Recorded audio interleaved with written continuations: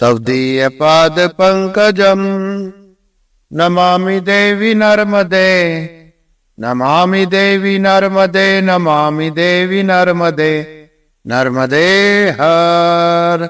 ओम श्री गणेशाय नमः। ओम श्री परमात्मने नमः। नर्मदा पुराण नर्मदे हर नर्मदा पुराण का अगला अध्याय सुनने के लिए मेरे चैनल धर्म यात्री को सब्सक्राइब करें, बेल आइकन पर प्रेस करें। मैया की महिमा को अन्य लोगों तक पहुंचाएं, वीडियो को शेयर करें। नर्मदे हर। अध्याय 91 चंडादित्य तीर्थ की महिमा का वर्णन। श्री मार्कंडेय जी ने कहा, राजन, तदंतर मनुष्य परम पवित्र चंडमुंड दैत्यों के द्वारा स्थापित चंडादित्य तीर्थ की यात्रा करे। श्रेष्ठ राजन, पहले भयंकर चंडमुंड नामक श्रेष्ठ दैत्य थे। उन दोनों ने नर्मदा के तट पर आश्रय लेकर बड़ा तप किया। त्रिलोकी के अंधकार को दूर करने वाले भगवान श्री सूर्य का ध्यान करते हुए वे वहां उग्र तप करने लगे। उनके तप से संतुष्ट होकर भगवान सूर्य बोले, हे प्रथानंदन, नर्मदा के शुभ तट पर दिव्य रूप से प्रकट होकर भगवान सूर्य ने उनसे कहा, बहुत अच्छा, बहुत अच्छा। तुम दोनों वीर इच्छा अनुसार मन चाहे वर को मांग लो। चंडमुंड ने कहा, सूर्य देव, हम दोनों ही सब देवों से पराजित न होने वाले, सावधान, समय सब रोगों से रहित रहे, जल का शोषण करने वाले श्री सूर्य ने उन दोनों से ऐसा ही हो यह कहा। चंडमुंड दैत्यों से ऐसा कहकर वही सूर्य नारायण अंतर्ध्यान हो गए। तब चंडमुंड ने अपनी सिद्धि के लिए बड़ी भक्ति से श्री शंकर को स्थापित किया। मनुष्य वहाँ देव, मनुष्य, ऋषि और पितृगण का तर्पण करे। राजन, ऐसा करने से मनुष्य सूर्य लोक में ब्रह्मा के एक दिन पर्यंत सुख से रहता है। भूपते, मनुष्य वहाँ षष्ठी तिथि में घृत से दीपक प्रज्वलित करे तो सब पापों से छूट जाता है और सूर्य लोक को जाता है। भरत वंश श्रेष्ठ, जो पुरुष चंडादित्य की उत्पत्ति सुनता है वह पुरुष सदा ही मानसिक व्यथा और शारीरिक पीड़ा से रहित होकर सदा विजयशील होता है। 91 अध्याय इतिश्री। अध्याय 92 यम हास्य तीर्थ के महात्म्य का वर्णन।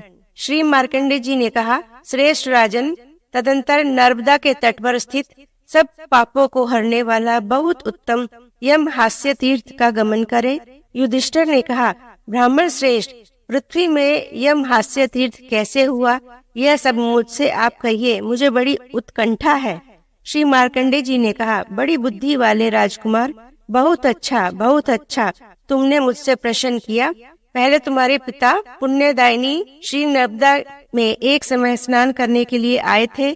युधिष्ठिर, धोबी के द्वारा धोए गए निर्मल वस्त्र की भांति ही वह धर्मराज भी निर्मल देह वाले हो गए। वह अपने निर्मल शरीर को देखते हुए विस्मित होकर हंसते हुए बोले। श्री यमराज ने कहा, पाप बुद्धि वाले पुरुष मेरे यमपुर को क्यों आते हैं?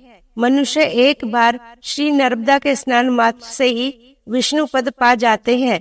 समर्थ होकर भी जो पुण्य जल वाली श्री नर्मदा जी का दर्शन नहीं करते, वे जन्म से ही अंधे, मरे हुए अथवा लंगड़ों के समान ही है।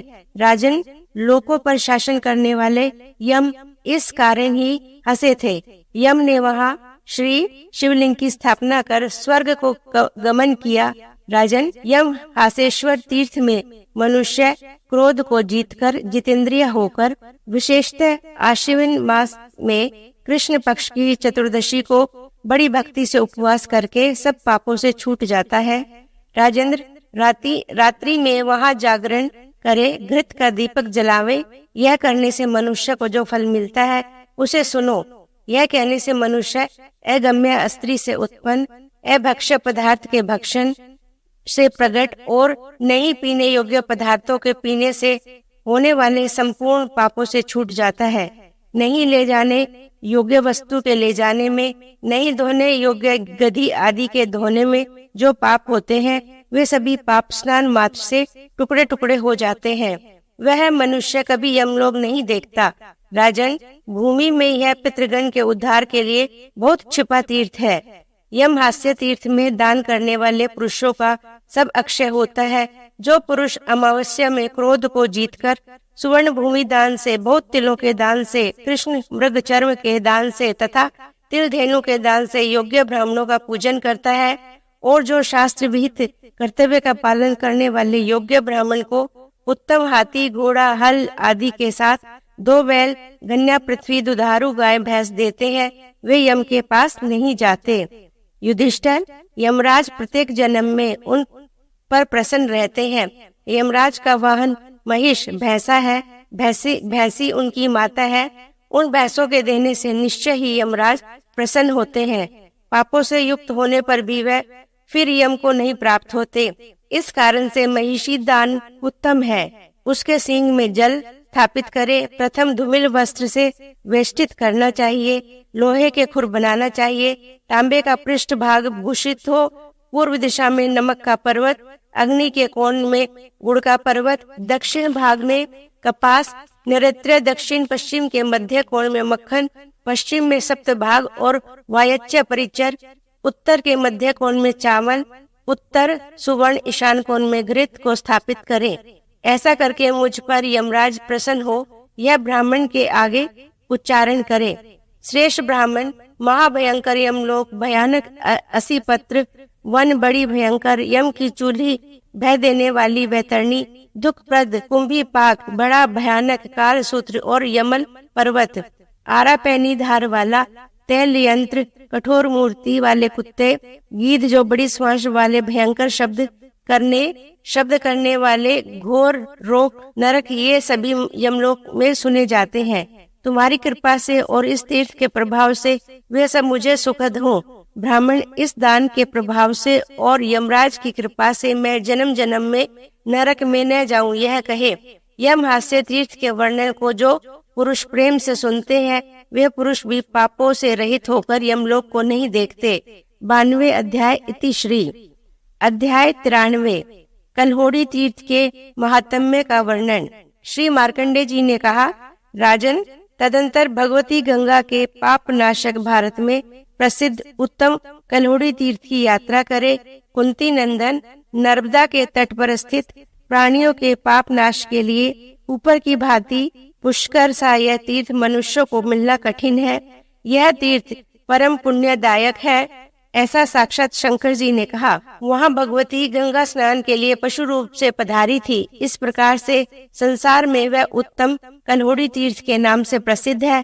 युधिष्ठिर, वहाँ पूर्णवासी के पूर्व ही त्रिरात्र व्रत करना चाहिए।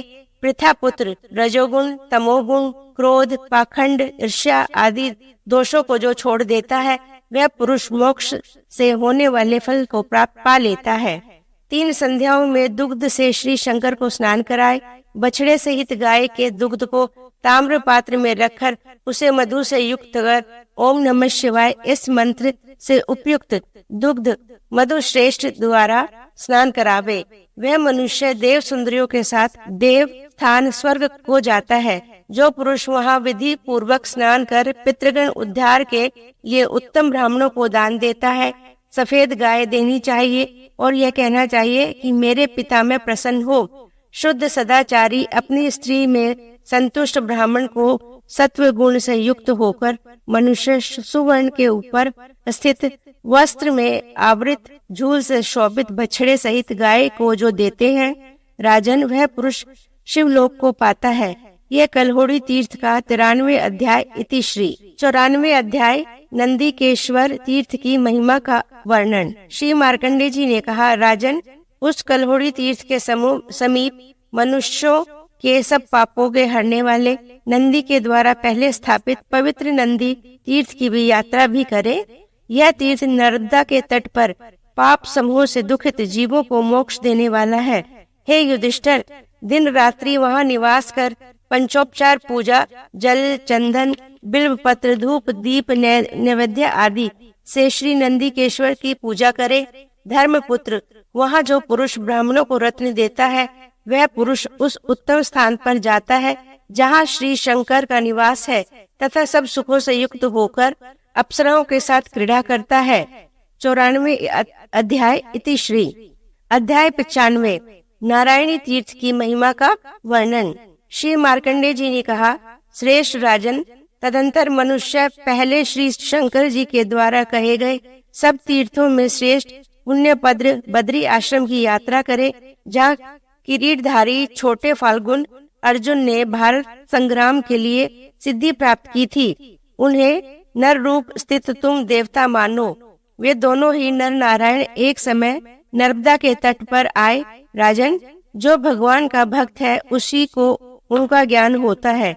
जो संपूर्ण स्थावर और चर में समदृष्टि वाला है, ब्राह्मण और चंडाल में समदर्शी है, उस पुरुष पर ही भगवान प्रसन्न होते हैं। कुंती नंदन, तुम एकात्म भाव का दर्शन करो, मुझ में और अपने में अंतर को न देखो। नर नारायण के द्वारा बद्रिकाश्रम प्रसिद्ध हुआ है। लोकों में दया करने के कारण ही वहाँ नर नारायण ने श्री नर्मदा के तट पर शंकर जी की स्थापना की है। यह लिंग त्रिमूर्तिधारी नारायण जी के द्वारा स्थापित है। स्वर्ग मार्ग के साथ मोक्ष का देने वाला है। मनुष्य वहाँ जाकर शुद्ध होकर एक दिन रात्रि का उपवास करते हुए काम क्रोध आदि दुर्गुणों का त्याग कर सात्विक भाव को अपनाए। चैत्र मास की अष्टमी तिथि में जागरण करे अथवा दोनों पक्षों की चतुर्दशी तिथि में जागरण करे। विशेष रूप से आश्विन मास में यह कहना उत्तम है। पांडु नंदन, वहाँ मनुष्य बड़ी भक्ति से मधु के साथ दूध से स्नान करावे। दही शर्करा से युक्त और घृत से सुशोभित यह उत्तम पंचामृत है, उससे भी श्री शंकर को स्नान कराए। पंचामृत से स्नान कराए जा रहे शिव को जो प्रेम से देखता है, उसका निवास शंकर के समीप इंद्रलोक में होता है, इसमें संशय नहीं। शठता से भी भगवान शंकर को किया गया प्रणाम संसार के मूल अविद्या से बंधे हुए जीवों के बंधन को छुड़ाने वाला है। उसका ही अध्ययन ठीक है, उसने ही सब पुण्यों का अनुष्ठान किया है। जिसने ओम नमः शिवाय इस मंत्र का अभ्यास स्थिर किया है, जो पुरुष इंद्रियों को वश में कर परम भक्तिमान होकर बड़े प्रेम से भगवान शंकर को उत्तम विधि से स्नान कराता है। हे कुंती नंदन, उस पुरुष को जो फल प्राप्त होता है उसे संक्षेप में तुमसे कहूँगा। यद्यपि मैं वृद्धावस्था से दुखित हूँ, तो भी तुम्हारी भक्ति से मैं कहूँगा। प्रेम से श्री शंकर को स्नान कराने से वे पुरुष सब सुखों के आश्रय होते हैं, अपनी जाति वालों के बंधु बांधवों के आश्चर्य स्थान होते हैं, वे धर्म के स्थान भी होते हैं।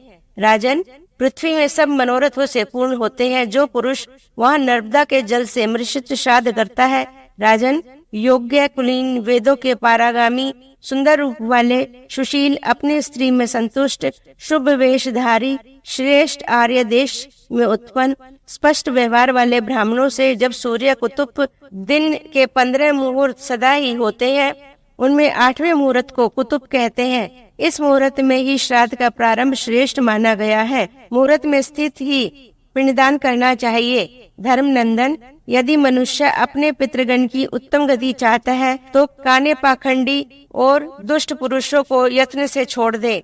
अपना कल्याण चाहने वाला पुरुष कठोर स्वभाव वाले नपुंसक और ब्राह्मणों के निंदक, ऐसे निंदक ब्राह्मणों को अवश्य छोड़ दे। इस प्रकार से मनुष्य सब प्रयत्न से योग्य सदाचारी ब्राह्मण को इस कार्य में ग्रहण करे। उत्तम ब्राह्मण कुंभी पाक आदि बड़े नरकों में पड़े हुए प्रेतों को भी वहाँ से छुड़ा देता है। राजकुमार, ऐसा करने से बंधनों में पड़े हुए सभी पितरों की मुक्ति होती है। मुझ पर पितामह ब्रह्मा प्रसन्न हो, यह विचार कर उत्तम ब्राह्मणों को सुवर्ण दान करे। भरत वंशोत्पन्न राजन, उस तीर्थ में ब्राह्मणों को भक्ति पूर्वक अन्न वस्त्र गाय बैल भूमि तथा उत्तम छाता दे, वह पुरुष स्वर्ग पाता है, ऐसा श्री शंकर ने कहा है। वहाँ जो पुरुष अग्नि में अथवा जल में प्राणों का त्याग करता है अथवा अनशन से प्राणों को छोड़ता है, वह शिवलोक जाता है।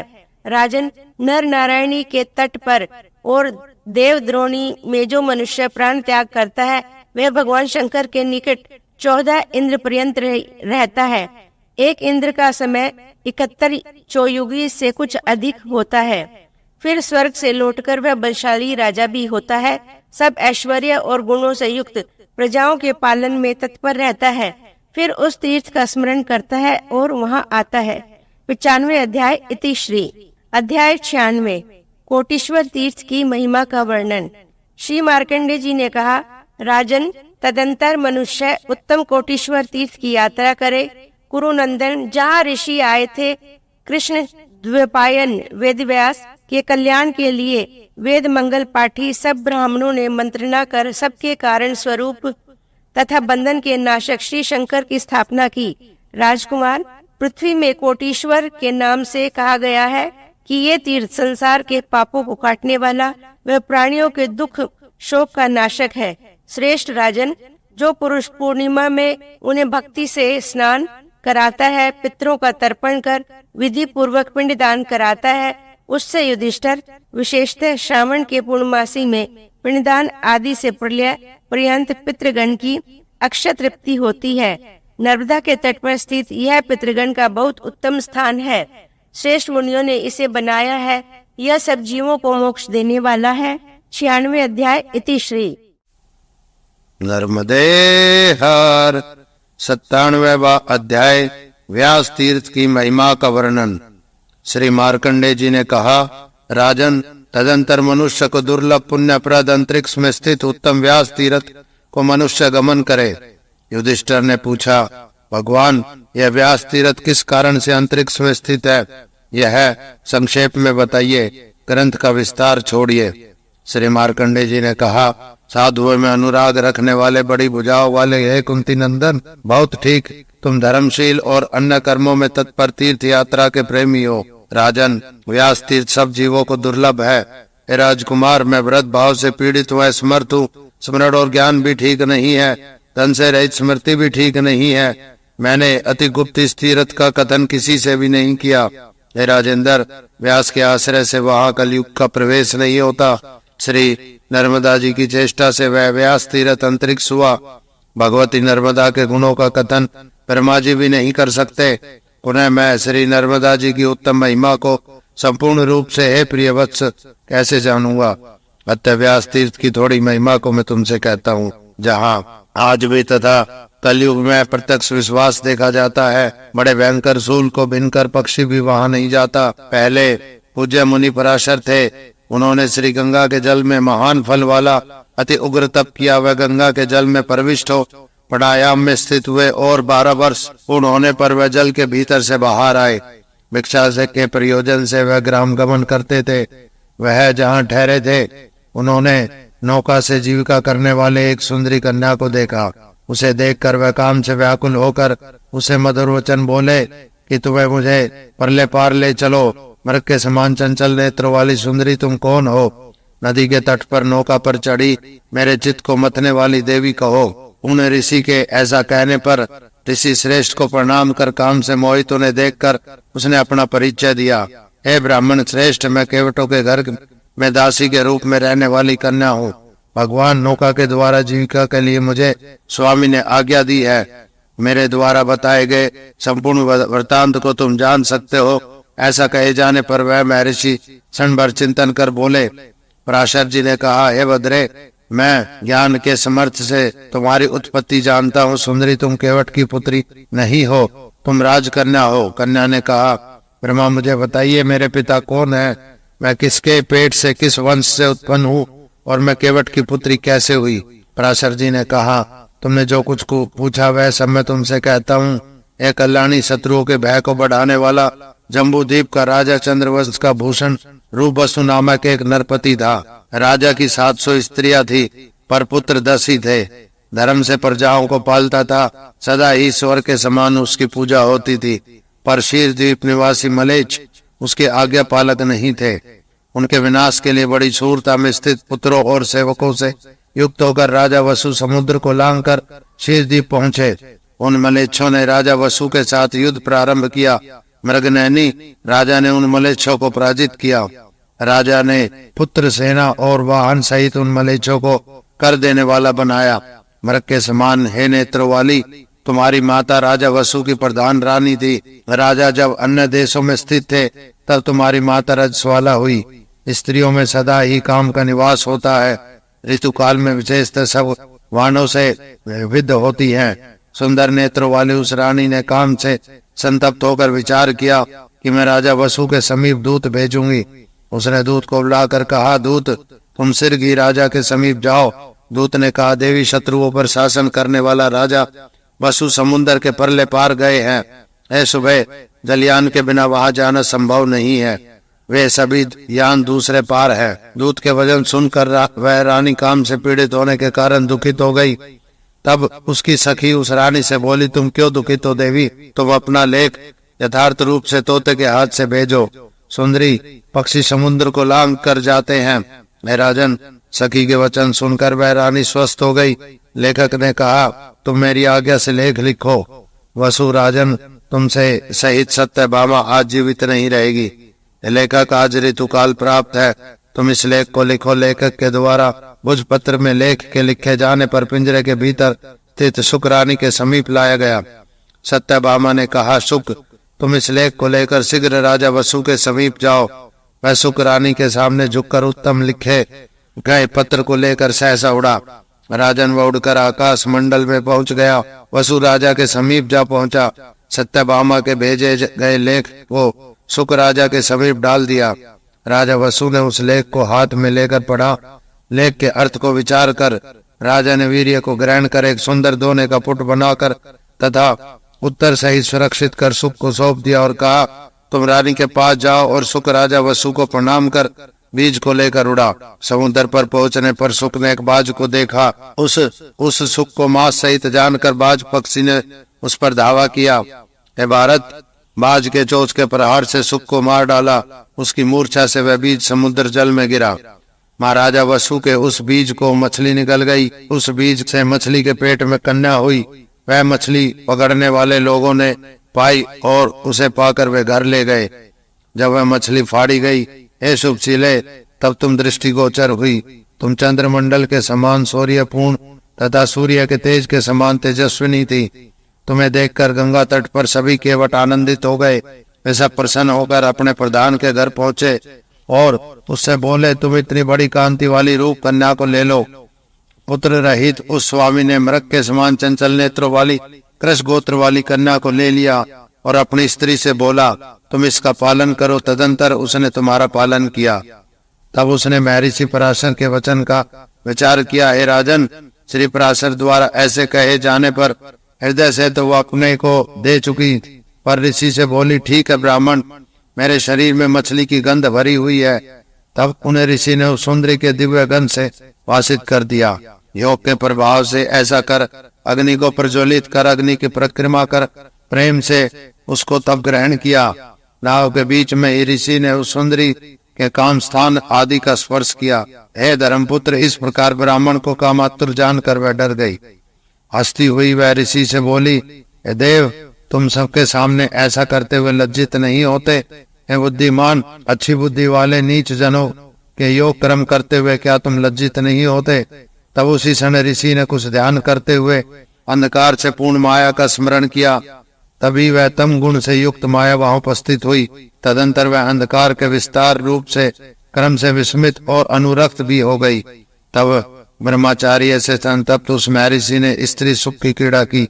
पश्चात उस कन्या ने उसी समय गर्भ के भार से पीड़ित होकर जटाधारी दंडधारी कमंडल लिए हुए संत कमर में मुंज की मेखला से शोभित कंधे से उत्तरीय वस्त्र लिए हुए विष्णु माया के प्रभाव से रहित तेजस्वी बालक को उत्पन्न किया।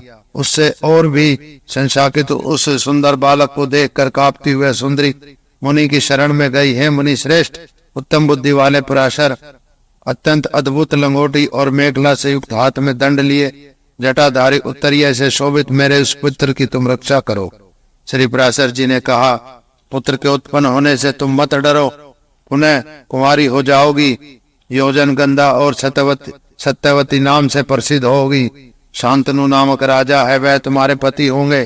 चंद्रवंश की भूषण भूत तुम उनकी पहली पटरानी होगी। है सुंदरी, तुम निर्भय होकर अपने घर जाओ, पहले रूप में स्थित हो, इस विषय में विषाद मत करो, तुमने मेरे ज्ञान के बल को देखा है। ऐसा कहकर वह ब्राह्मण यथास्थान चले गए। वह सुंदरी पुत्र को देखने लगी, उस पर आश्रित हुई। एक समय पुत्र विनय से परिणत होकर भक्ति भाव से माता को साष्टांग प्रणाम कर बोला, माता, मैं ईश्वर के आराधन में चेष्टा करूंगा।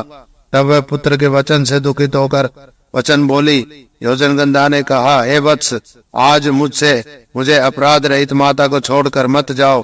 पुत्र, तुम्हारे वियोग से मेरा मरण निसंदेह हो जाएगा। पुत्र के समान दूसरा सने भाजन नहीं और भाई के समान कुल नहीं है। सत्य से बढ़कर धर्म नहीं और असत्य से बढ़कर कोई पाप नहीं। बालावस्था में तुम मुझसे उत्पन्न हुए हो, तुम मेरे आधार बन जाओ।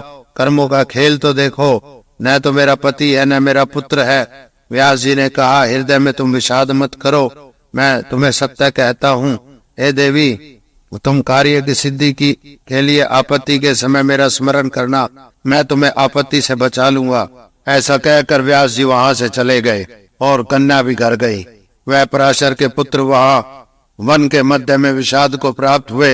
हे राजन, त्रेता युग के अंत में द्वापर के आदि में इंद्र आदि देवों ने उसी समय व्यास पद के लिए चिंतन किया। गंगा के तट पर केवट की पालित पुत्री से उत्पन्न ज्ञानी बालक वह इसके योग्य है। नारद के वचन से सभी देव आए। परशुराम, ब्रह्मा, इंद्र सभी मुनियों के साथ नाम आदि पृथक पृथक बताकर बहुत अच्छा कहकर साधु साधु इन वचनों का कथन किए। पितामह ने बालक को गर्भाधान आदि संस्कारों से सुसंस्कृत किया। द्वीप में जन्म लेने से दीपायमान या दपायन, पराशर पुत्र होने से पराशरय, कृष्ण के अंश होने से यह कृष्ण नामक और वेदों का विभाग करने से व्यास नाम कहे जाएंगे। यह बालक ब्रह्मा और मुनियों के द्वारा बार बार अभिषिक्त हुआ। तुम सब लोगों में व्यास के नाम से प्रसिद्ध हो गए। ऐसा कहकर देवगण वहां से चले गए।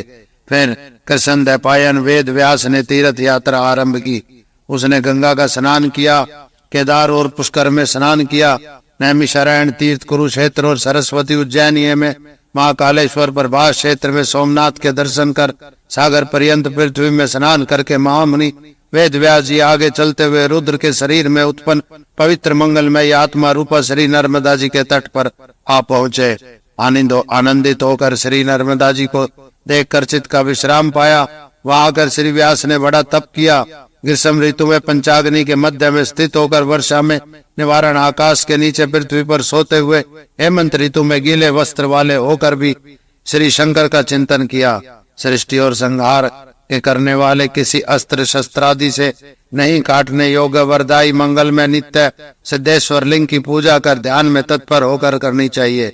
सिद्धलिंग के पूजन से तथा ध्यान योग के प्रभाव से वह शंकर कृष्ण दपायन व्यास के सामने प्रत्यक्ष हो गए।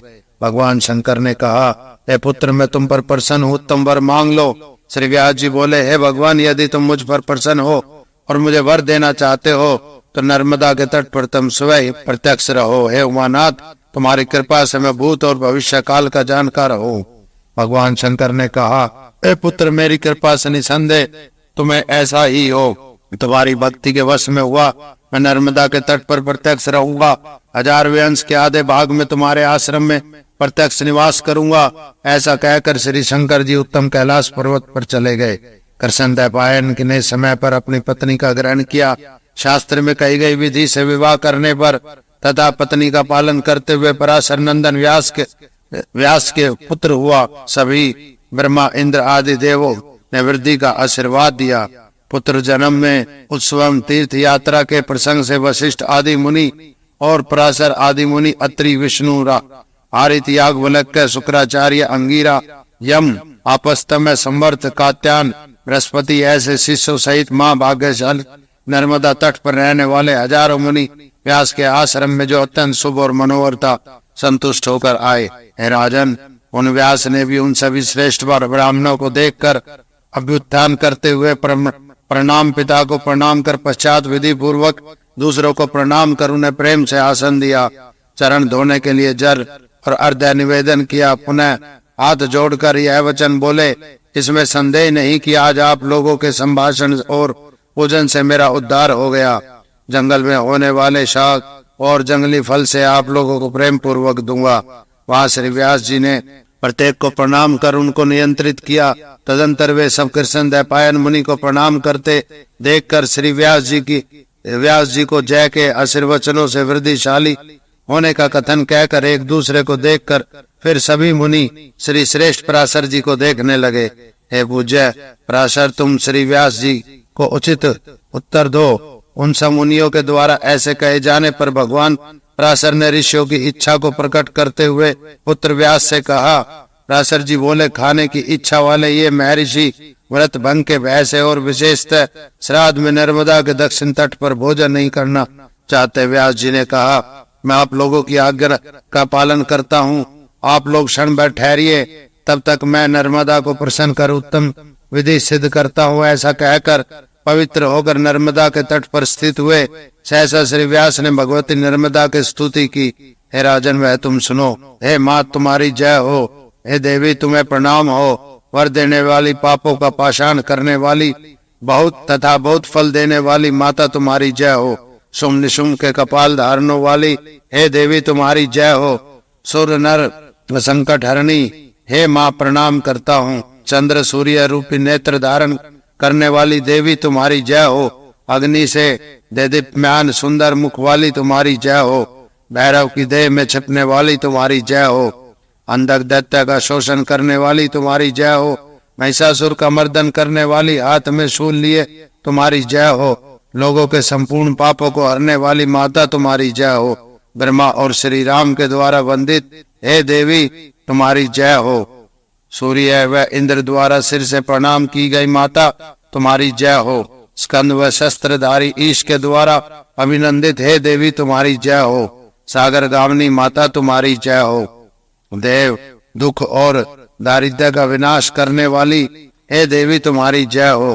पुत्र और स्त्री आदि की वृद्धि करने वाली देवी, तुम्हारी जय हो। सबके शरीर का धारण करने वाली शक्ति रूप देवी, तुम्हारी जय हो। स्वर्ग का दर्शन कराने वाली, दुखों का हरण करने वाली, हे देवी, तुम्हारी जय हो।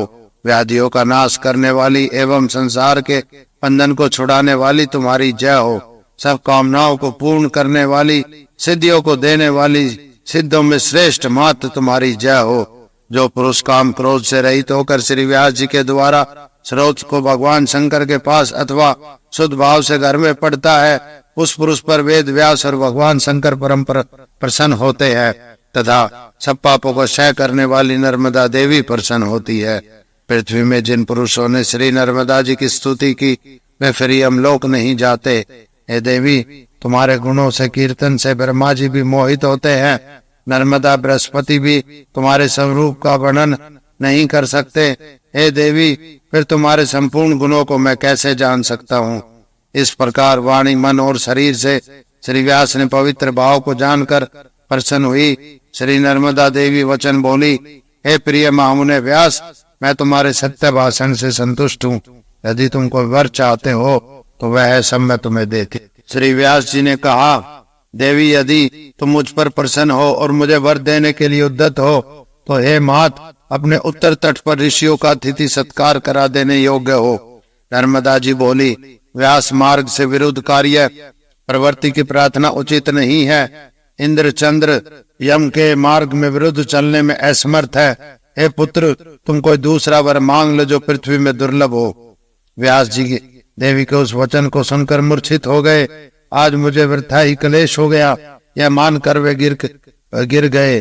पर्वत वन सहित सारी पृथ्वी विचलित हो उठी। उस समय मूर्छावस्था में पड़े हुए व्यास को देखकर इंद्र सहित सभी देव हाहाकार करते हुए वहां आए। वेदों के विभाग में तत्पर श्री व्यास जी को उन्होंने उठाया। वस्तुतः वह व्यास के श्री नर्मदा के तट पर ब्रह्मा जी के लिए कष्ट उठा रहे थे, अपने लिए नहीं।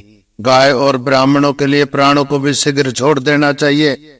इस प्रकार श्रेष्ठ ब्रह्मा आदि देवों ने उन श्री नर्मदा से कहा। सब डरी हुई नर्मदा ने बहुत शीतल जल और वायु से श्री व्यास का अभिषेक किया। सत्यवती नंदन श्री व्यास सचेतन होते हुए देवी को प्रणाम कर बोले। व्यास जी ने कहा, हे देवी, पूज्य गुरुजनों से भोजन के लिए फल आदि लेने का अनुरोध किया, पर मेरे मंद भाग्य से वह पवित्र आशा निष्फल हो गई। जिस प्रकार साधारण मनुष्य को उत्तम वनों के पुष्प श्री नर्मदा जी ने कहा, हे महातेजस्वी व्यास, इस भूतल पर तुम्हारा चित्र मुझे जहाँ ले जाना चाहता है।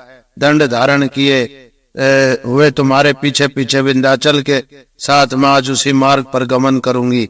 ऐसा कहे जाने पर तेजस्वी सत्यवती नंदन श्री व्यास ने अपने आश्रम के दक्षिण की ओर नर्मदा जी को चलाया। हाथ में दंड लिए बड़े तेजस्वी मुनि ने हुंकार किया। उनके हुंकार से डरी हुई श्री रुद्र नंदिनी नर्मदा चलने लगी। दंड के मार्ग से दर्शन करते हुए श्री व्यास ने नर्मदा को आगे चलाया।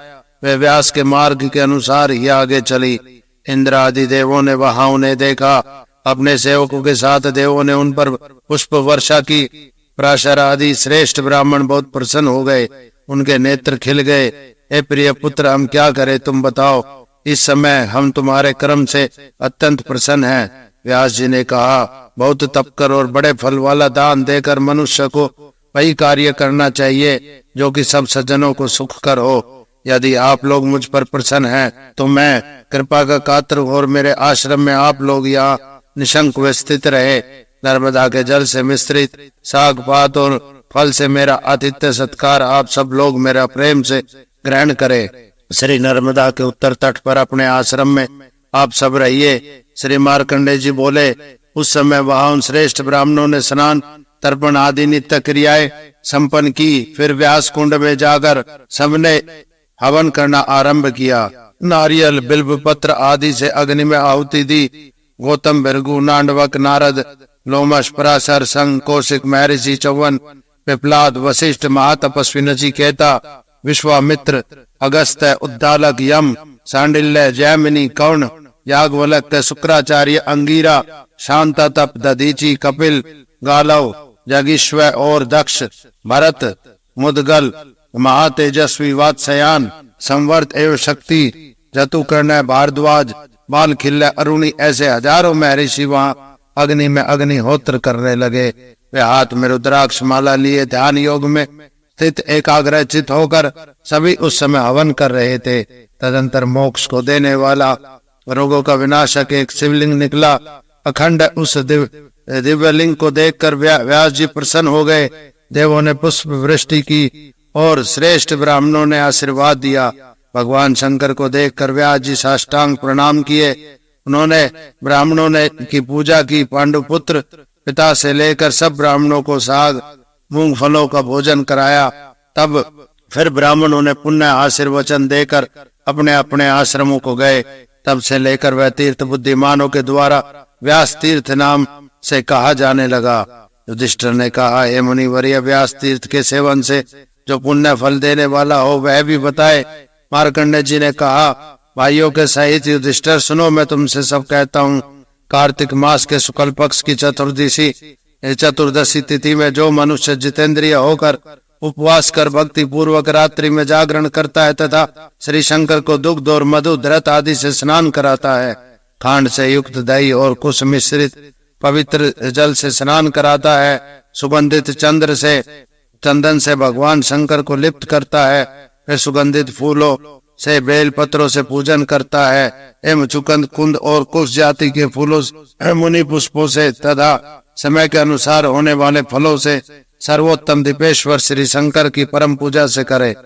गन्ने की गड्डी अथवा गन्ने के रस से गड़वा देने से शंकर जी प्रसन्न होते हैं। 8 गड्डी देने से 1 दिन का पाप नष्ट हो जाता है। 101 गड्डी देने से 1 मास का पाप नष्ट हो जाता है और 1000 गड्डी देने से 6 मास का पाप, और इससे दुगुना 1 वर्ष 10,000 देने से संपूर्ण जीवन के पाप नष्ट होते हैं। दुगुना देने से रोग नष्ट होता है और सामान्य से 3 गुना देने से मनुष्य को धन प्राप्त होता है। 6 गुना देने से श्रेष्ठ वक्ता, उससे 2 गुना देने से सिद्ध होता है। 10 लाख देने से रुद्र भाव पाता है। इसमें संशय नहीं। ये राजश्रेष्ठ बुद्धिमान मनुष्य पूर्वक विधि विधान से सब पापों के विनाशक स्नान को पूर्णमासी में भक्ति से करता है। वारुण स्नान, अग्नि स्नान, सब पापों को क्षय करने वाला ब्रह्मा स्नान, देवे पितृ मनुष्य का तर्पण करते हैं।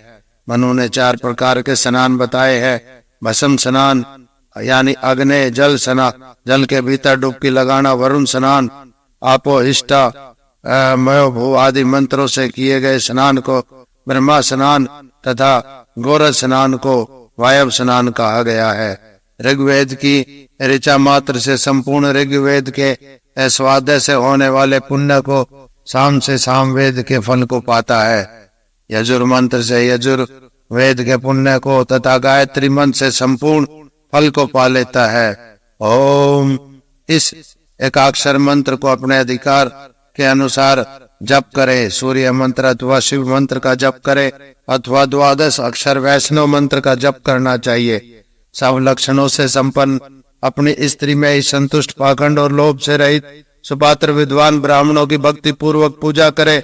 ब्राह्मण धर्म को छोड़कर बिन दूसरी जीविका अपनाने वाले, सब धर्म से पतित शूद्रों की सेवा करने वाले, नीच जाति की स्त्री का ग्रहण करने वाले, नीच जाति की स्त्री का भोग करने वाले, परोक्ष में धूर्तता का व्यवहार करने वाले अथवा परोक्ष में अप्रिय कार्य करने वाले, दुष्ट गुरु निंदा में तत्पर, वेदों का द्वेष करने वाले, शुष्क तार्किक निरर्थक तर्क करने वाले तथा बगला के समान वंचना में उद्धत, ऐसे दूषित वृत्ति वाले ब्राह्मणों का श्राद्ध, दान और सब व्रतों में त्याग करना ही उचित है। सदाचार से संपन्न ब्राह्मण गायत्री मंत्र की आराधना करने वाला भी श्रेष्ठ है। चार वेदों का जानकर होकर भी दुराचारी, सर्वभक्षी, सब वस्तुओं को बेचने वाला ब्राह्मण पूजा के योग्य नहीं है। ऐसे ब्राह्मणों को अन्न दान, सुवर्ण दान आदि से पूजित न करे। जो पुरुष उत्तम ब्राह्मण को जूते पहनाता है और वस्त्र, शैया, आसन आदि भक्ति से देता, वह स्वर्ग में जाता है। उस व्यास तीर्थ में प्रत्यक्ष गाय और जल धेनु, धृत धेनु, तिल धेनु शास्त्र विधान के अनुसार और महिषी भी देनी चाहिए। जो कृष्ण मृग चर्म का देने वाला है और जो तिल का धृत देने वाला है, कन्या और पुस्तकों का दाता है, वह अक्षय लोक को पाता है। चांदी के खुरों से मुक्त अन्न आदि सामग्री से युक्त अच्छे पुष्टांग बैलों को खेती से युक्त कर स्वर्ग की कामना से देता है, दिलाता है, वे स्वर्ग में जाते हैं। यह मेरा सत्य भाषण है। सूत्र के द्वीप वेष्टन करे अथवा संपूर्ण पृथ्वी को लपेट ले, या बड़ी भक्ति से मंदिर अथवा श्री शंकर जी का वेष्टन करे, समान ही है। जो पुरुष वहाँ विधान से परिक्रमा करता है, हे राजन, जम्बू द्वीप, प्लक्ष द्वीप, सलमली, कुश, कांच, काश, पुष्कर, ये 7 द्वीपों वाली सप्त सागर समेत पृथ्वी की परिक्रमा करने वाला है। हे भरत राजा, दीपेश्वर तीर्थ में जो पुरुष रक्त वर्ण वाले वृक्ष से वर्षोत्सर्ग करता है, वह शिवलोक को पाता है। जो सांड मुख, कुछ पीला, श्वेत, मस्तक में, पैरों में, पूंछ में श्वेत वर्ण वाला, वह स्वर्ग को दिलाने वाला होता है। ऊपर कहा गया सांड नील कहलाता है। इस नील वृक्ष को दीपेश्वर में छोड़ता है। हे भरत वंशी, वह पुरुष सांड के रोग की संख्या से उतने वर्ष पर्यंत स्वर्ग में रहता है। हे राजन, व्यास तीर्थ के प्रभाव से मनुष्य अपनी इच्छा से सूर्यलोक, शिवलोक, ब्रह्मालोक, विष्णु लोक को कर्मशः वहां जाकर वहां के भोगों को भोगता है। वहां भक्ति पूर्वक सप्तनिक ब्राह्मण की पूजा करे। जो पुरुष उत्तम ब्राह्मण को श्वेत रक्त वस्त्र देता है, जोड़े की परिक्रमा कर जगत के स्वामी मुझ पर प्रसन्न हो, ऐसा कहे। इस लोक परलोक में ब्राह्मण के समान कोई बंधु नहीं, जो महाभयंकर यम लोक में गिरते हुए मनुष्य की रक्षा कर ले। इतिहास पुराणों के जानकर विष्णु भक्त, जितेंद्रिय, विद्वान, सदाचारी ब्राह्मण की बड़ी भक्ति से पूजा करे। सामवेद का ज्ञान करने वाले ब्राह्मण की पूजा तो विशेष रूप से करनी चाहिए। जो मनुष्य ग्रह में स्थित होते हुए भक्ति से दीपेश्वर का स्मरण करते हैं, उन्हें न तो कोई शोक होता है, न हानि होती है और न पाप होता है। उससे जहाँ सत्यवती नंदन महाभाग श्री व्यास जी सिद्ध हुए, वहां सिद्धेश्वर लिंग की पूजा प्रथम करे। इसके पूजन से ही वहाँ बलशाली, बुद्धिशाली, धारा सब सिद्धि को प्राप्त हुए। हे राजन, उस तीर्थ में जो पुरुष अपने प्राणों का त्याग करता है, वह सूर्य लोक को भेद कर श्री शिव के समीप पहुंचता है। हे भरतवंशी, जहाँ जल में स्नान कर प्राण त्याग से 7000 वर्ष तथा वहां की अग्नि में प्राण त्याग कर से 11 सहस्त्र वर्ष पर्यंत, जल में पतन से प्राण त्याग से 16,000 वर्ष पर्यंत और महायुद्ध में 60,000 वर्ष तक, तथा गो ग्रहण, सूर्य किरणों के सेवन अथवा गो पालना में प्राण त्याग से 80,000 एवं ऐनसन में प्राणों का त्याग से अक्षगति होती है। पिता में, पर पिता में, ये अपने वंश में उत्पन्न वायु रूप पुरुष को आते हुए देखते हैं। ये विचार करते हैं कि हमारे वंश में क्या कोई ऐसा पुत्र है जो हमें तिल मिश्रित जल कार्तिक पूर्णमासी व विशेष रूप से वैशाख की पूर्णमासी में देगा। वहां तीर्थ के सेवन से हम सब स्वर्ग जाएंगे। यह सब श्रेष्ठ दीपेश्वर का महात्म्य तुमसे कहा। हे राजन, जो पुरुष वहां जाकर परम भक्ति से इसे पढ़ता है या सुनता है, वह पुरुष भी सब पाप रहित होकर शिवलोक में प्रसन्न रहता है। श्रेष्ठ मुनियों ने इसे सब तीर्थों में ऊपर पापों के लिए बनाया है। हे राजश्रेष्ठ, यह व्यास तीरथ संबत मनोरथों का पूरक है, इसमें संशय नहीं। 97वां अध्याय। इति श्री नर्मदे हर। अध्याय 98 प्रभास तीर्थ की महिमा का वर्णन। श्री मार्कंडेय जी ने कहा, राजश्रेष्ठ तदंतर मनुष्य तीनों लोकों में प्रसिद्ध स्वर्ग की उत्तम सीढ़ी के समान प्रभासेश्वर तीर्थ की यात्रा करे। युधिष्ठिर ने कहा, पूज्य प्रभास क्षेत्र फल वाला स्वर्ग का सोपान और दर्शनीय कैसे हो गया? तुम मुझसे संक्षेप में शीघ्र कहो। श्री मार्कंडेय जी ने कहा, रवि की पत्नी दुर्भाग्य से ग्रस्त होने से उसे पति प्रेम नहीं प्राप्त था। उसका प्रभा नाम प्रसिद्ध था। पहले उसने उग्र तप से श्री शंकर की आराधना की। 1 वर्ष पर्यंत वह वायु भक्षण करती रही। फिर 1 वर्ष ध्यान मग्न रही। पांडु नंदन उससे उस पर भगवान शंकर प्रसन्न हो गए। तब शंकर ने कहा, सुंदरी तुम क्यों कष्ट उठा रही हो? तुम्हें जो कहना है वह कहो। मैं और सूर्य दोनों एक ही हैं, हमें भेद नहीं है। प्रभा ने कहा, शंभो पति को छोड़कर स्त्री का कोई अन्य देवता कहीं नहीं है।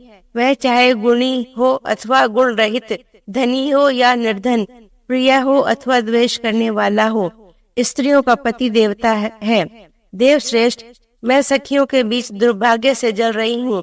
पति से मुझे सुख प्राप्ति नहीं है, उससे मैं अत्यंत कलेश पा रही हूँ। श्री शंकर ने कहा, जाओ तुम मेरी कृपा से सूर्य प्रिय होगी। उस समय पार्वती ने कहा, सूर्य नारायण आपके वचन को भी अप्रमाणित करेंगे, अर्थात नहीं मानेंगे। तब प्रभा को व्यर्थ ही कलेश होगा। भगवती उमा की प्रार्थना से शंकर जी के द्वारा चिंतित होकर अंधकार के विनाशक वह भुवन भास्कर आकाश से नर्मदा के उत्तर तट पर पधारे। श्री सूर्य बोले, अघासुर विनाशक देव, आपने मुझे कैसे स्मरण किया? भगवान शंकर ने कहा, सूर्यदेव तुम बड़े प्रेम से प्रभा देवी का पालन करो। पार्वती ने कहा, शीत विनाशक तुम नित्य प्रभा के घर में निवास करो, संपूर्ण स्व स्त्री वर्ग में अपनी स्त्रियों में सूर्य तुम इसे प्रमुख बना लो। सूर्य ने कहा, सुंदर मुख वाली देवी, मैं तुम्हारे वाक्य के अनुसार ही करूँगा। यह सुनकर बुलाई गई प्रभा भगवान से बोली। प्रभा ने कहा, देव कामदेव विनाशक उमानाथ, तुम अपने अंश से यहाँ स्थिर रहो। यहाँ तुम तीर्थ के उद्घाटन के लिए एक अंश में स्थिर रहो। श्री मार्कंडेय ने कहा, तब पांडु नंदन वहाँ सर्वदेव में लिंग की स्थापना की गई। सब लोगों में दुर्लभ जो स्थान प्रभाशेष के नाम से प्रसिद्ध हुआ। अन्य तीर्थों समय पर ही फलदायी होते हैं राजेंद्र, पर प्रभाशेष तो शीघ्र ही कामना रूपी फल को देने वाला है। राजन, विशेष रूप से माघ मास के शुक्ल पक्ष की सप्तमी तिथि में जो पुरुष कहे गए उत्तम ब्राह्मण को अश्वदान करता है, वह इंद्र पद अथवा सूर्य पद पाता है। मनुष्य स्नान कर परम भक्ति से उत्तम ब्राह्मण को दान दे। श्रेष्ठ ब्राह्मण को गाय का दान देने वाला मनुष्य स्वर्ग और सत्य लोक को पाता है। सब अंगों से सुंदर श्वेत वर्ण वाली दुधारू सीधी नौजवान बछड़े सहित घंटा संयुक्त कांसे के पात्र की ध्वनि वाली श्रेष्ठ गाय को जो पुरुष उत्तम पात्र ब्राह्मण को देते हैं, श्रेष्ठ राजन, वे फिर यमलोक का दर्शन नहीं पाते। और जो पुरुष बड़ी भक्ति से भगवान को स्नान कराता है, वह प्रलय पर्यंत उत्तम लोक को पाता है। पांडव, स्नान मात्र से मनुष्य का खोटा भाग्य दूर हो जाता है। उस स्नान में जो पुरुष भक्ति पूर्वक कन्यादान करता है, पांडु नंदन, कुलशील धन से संपन्न अवस्था वाले उत्तम ब्राह्मण को विवाह धर्म से विधि पूर्वक कन्या देता है। महाराज, जो पापी होकर भी ये करते हैं, उनके पाप जल में नमक की भांति नष्ट हो जाते हैं। कन्यादान से मनुष्य के अनेकों पाप नष्ट हो जाते हैं।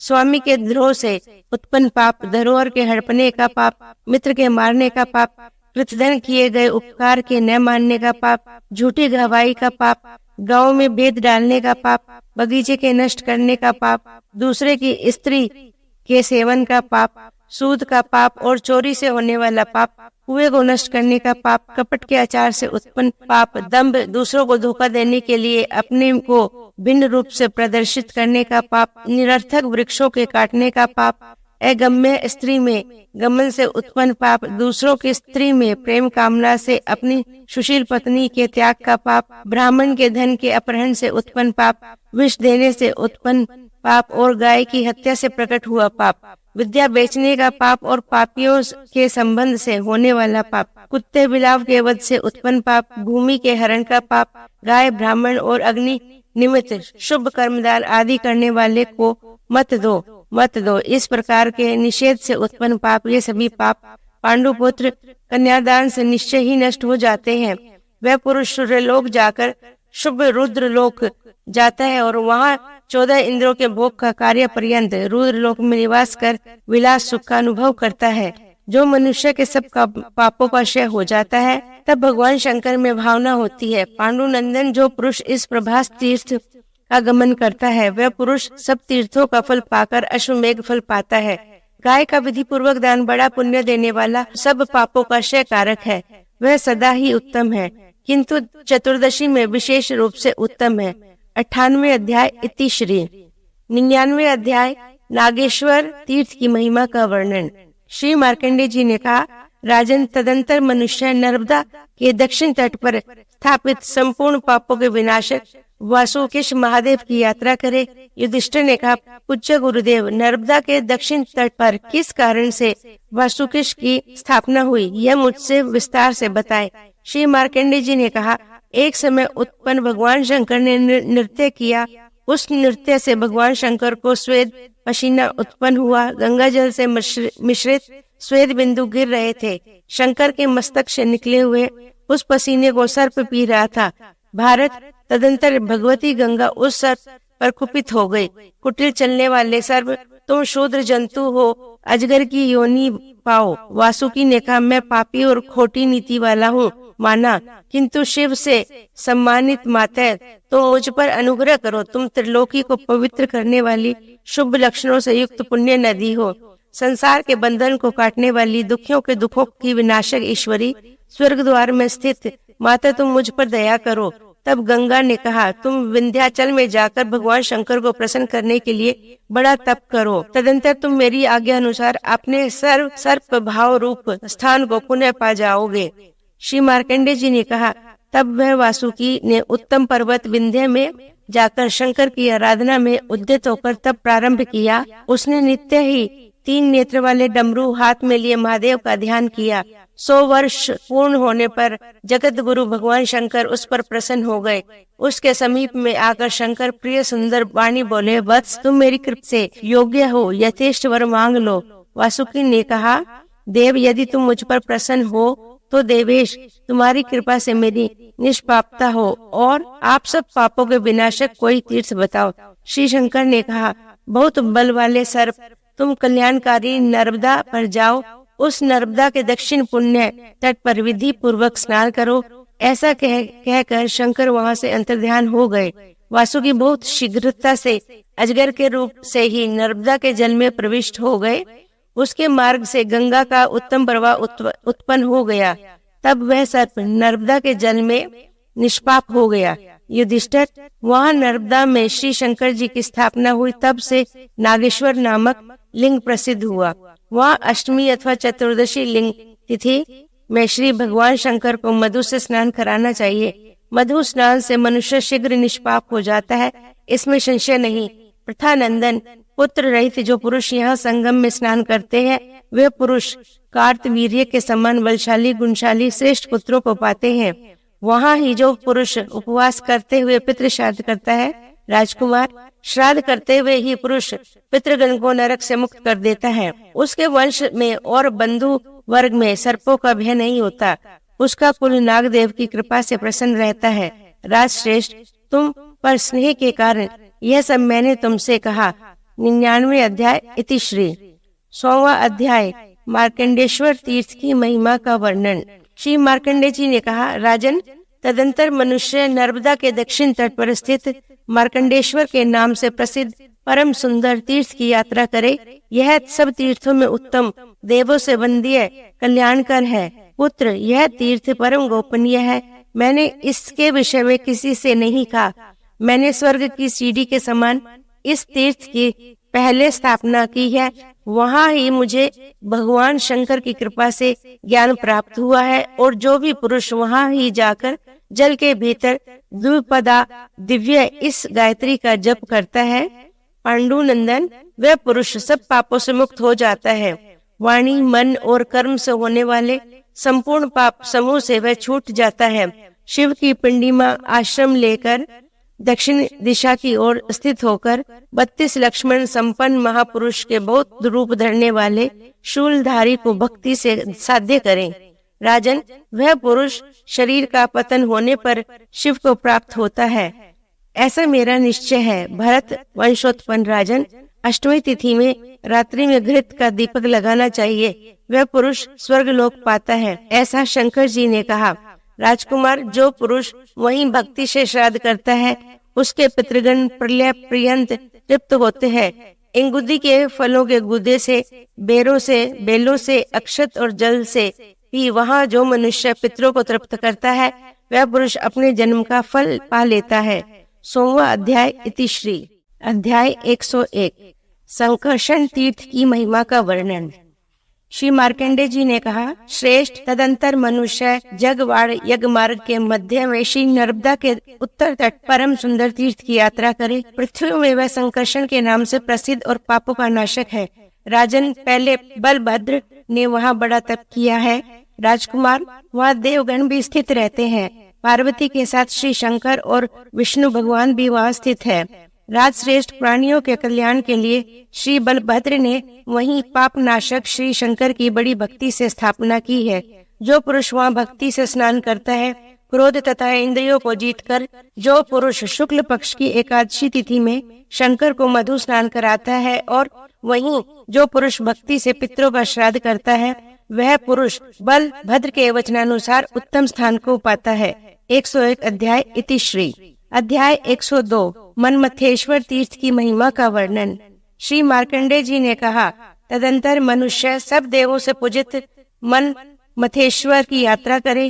राजन, जहाँ मनुष्य स्नान मात्र से यमलोक का दर्शन नहीं करता, पांडुपुत्र, संतान रहित जो स्त्री वहाँ स्नान करती है, प्रथानंदन, वह स्त्री सत्य प्रतिज्ञा दृढ़ व्रत पुत्र को पाती है। राजन, वहाँ मनुष्य स्नान कर शुद्ध और नियत मन वाला होकर एक रात्रि को उपवास करके 1 सहस्त्र गोदान का फल पाता है। कामनाओं का पूर्ण करने वाला दूसरा और तीर्थराज नहीं होगा। राजन, जो मनुष्य वहाँ त्रिरात्रि व्रत करता है वह लाख गौओं के दान का फल पाता है। वहाँ व्रत करने से भगवान शंकर प्रसन्न होते हैं। ऐसा करने से अरंडी में मैंने मनमथेश्वर महादेव का दर्शन पाया है। यह उसका क्रोधित होकर भी क्या कर सकते हैं, वे विमंगल यम होकर उसका मंगल करते हैं। राजन, कामदेव ने इन शंकर की स्थापना की है, अतः वे सब कामनाओं को पूर्ण करते हैं। पृथ्वी में मनमथेश्वर महादेव स्वर्ग मार्ग की सीढ़ी है। राजश्रेष्ठ भारत, विशेष रूप से यहाँ संध्या के उपासन से और श्राद्ध क्रम के निमित्त दान से और अन्न दान से उत्तम फल कहा गया है। भारत, यह सब मैंने तुम्हारी भक्ति के कारण तुमसे कहा है। समुद्र पर्यंत पृथ्वी में श्री मनमथेश्वर महादेव प्रसिद्ध है।